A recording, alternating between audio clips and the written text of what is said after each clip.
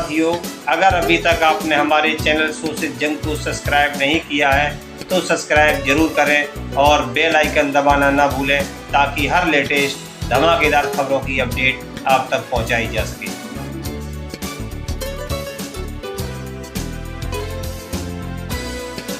संसद भवन से बाबा साहब की प्रतिमा हटाए जाने के खिलाफ विरोध प्रदर्शन। दिल्ली के ऐतिहासिक धरना स्थल जंतर मंतर पर जोरदार प्रदर्शन। 9 अक्टूबर 2024 को आयोजित किया गया विरोध प्रदर्शन। विरोध प्रदर्शन में उमड़ा भारी जन सैलाब। बहुजन समाज के घटक दलों संगठनों द्वारा किया गया विरोध प्रदर्शन। दिवंगत बहुजन नेता प्रोफेसर बीपी मौर्य एवं अनुसूचित जाति जनजाति के कई लोगों के अथक प्रयासों से संसद भवन परिसर में स्थापित की गई थी बाबा साहब की प्रतिमा।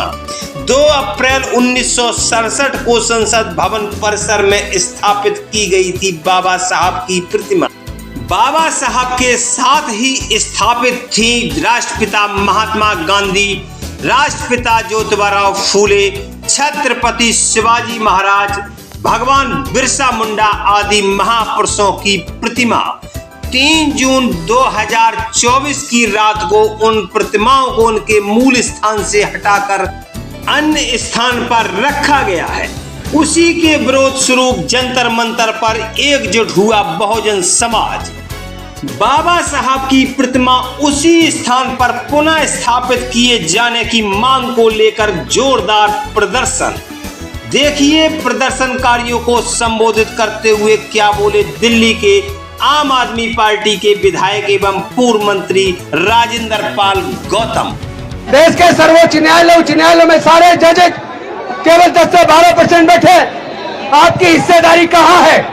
अनुसूचित जाति जनजाति पिछड़े वर्ग के लोग जिनकी जनसंख्या 88% है, उन 88% की हकमारी हो रही है, उनके महापुरुषों को अपमानित किया जा रहा है। और तो और जब लोग थक जाते हैं सरकार से, शासन से, सत्ता से, तो लोग कोर्ट का रुख करते हैं।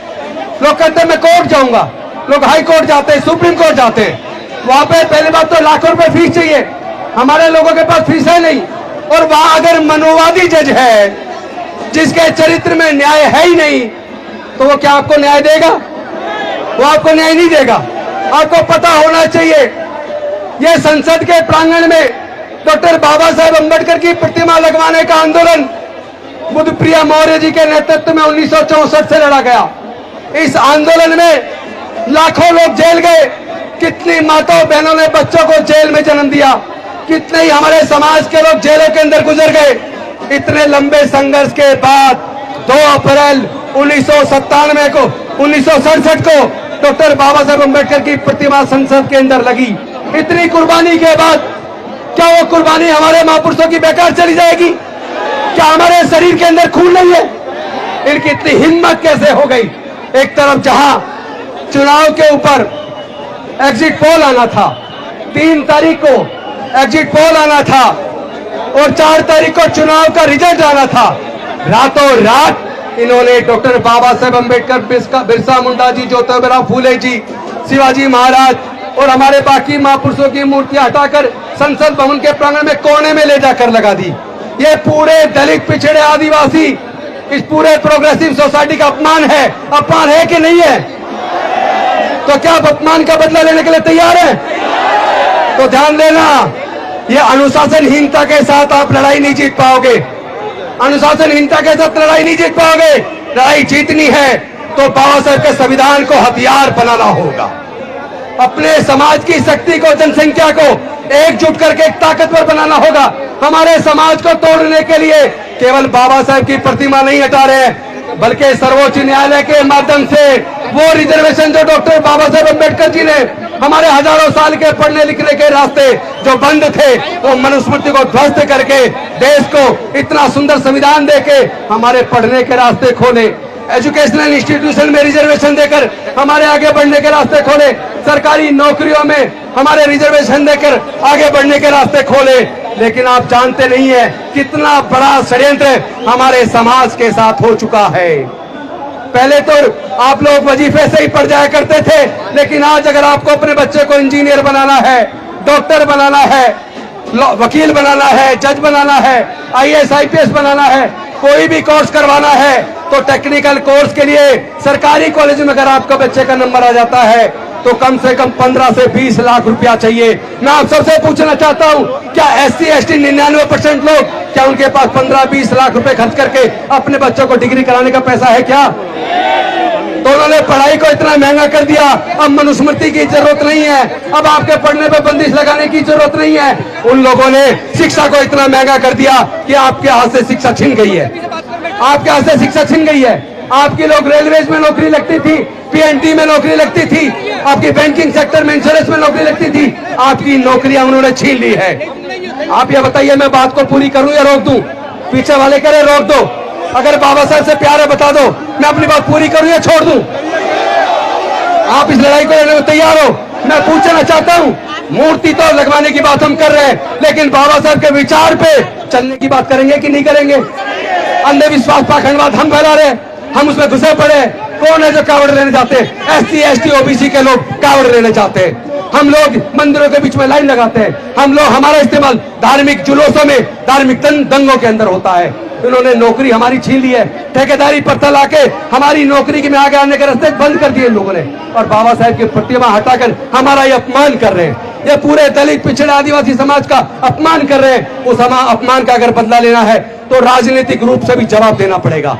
ऐसा नहीं है कि जब चुनाव का टाइम आए तो जाके गुलाम बन जाते हैं। हमारे सांसद विधायक संसद विधानसभा के अंदर गूंगे बहरे बन के बैठ जाते हैं। अगर हमारे सांसद खड़े हो जाए, मूर्ति तो कल लग जाएगी, मूर्ति तो कल लग जाएगी। अगर एससी एसटी ओबीसी के सांसद संसद के अंदर आज ही खड़े हो जाए, इधर ये हजारों हजार लोग पूरे देश से आके बाबा साहब के सम्मान के लिए यह लड़ाई लड़ रहे हैं, तो क्या संसद के अंदर जो रिजर्व सीट से जीत के गए 131 लोग, क्या वो संसद के अंदर खड़े नहीं हो सकते?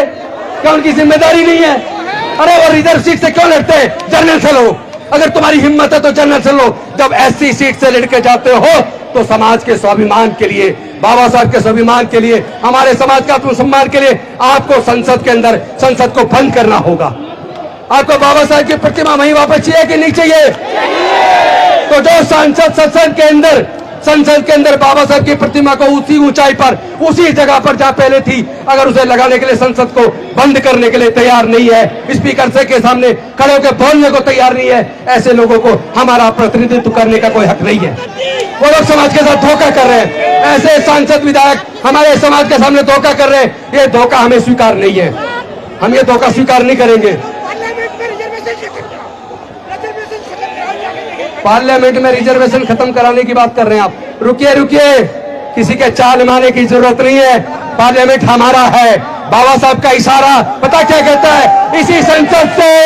इसी संसद के अंदर से आपकी तकदीर लिखी जाएगी। आपको अच्छे लोग जिताकर इस संसद पे कब्जा करना है। इसीलिए इन्होंने डॉक्टर बाबा साहब की प्रतिमा को संसद के उस गेट के सामने से हटा के कोने में लगा दिया, ताकि आप लोग जागरूक ना हो पाए, अपने हक अधिकार की लड़ाई को लड़ ना पाए। तो साथियों, मैं अपनी बात को ये कह के खत्म करता हूं कि आज के प्रदर्शन कर देने मात्र से ये लोग रुकने वाले नहीं है।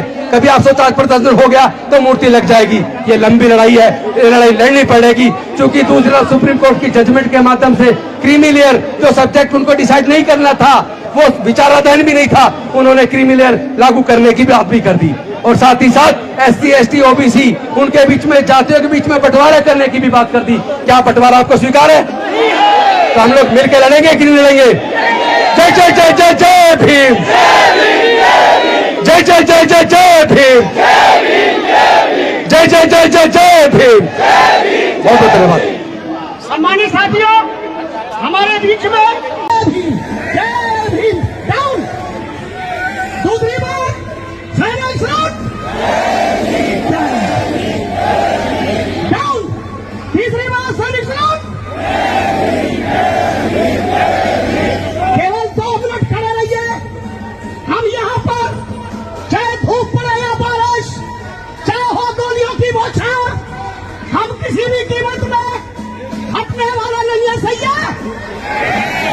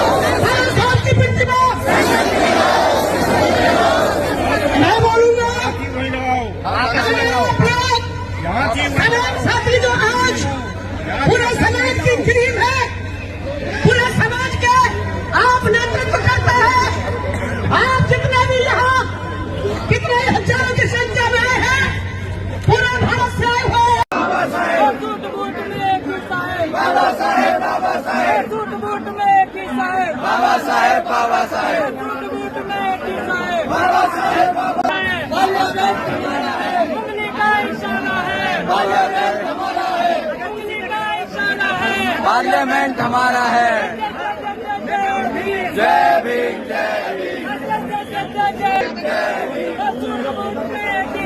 बाबा साहेब बाबा साहेब बाबा साहेब बाबा साहेब बाबा साहेब बाबा साहेब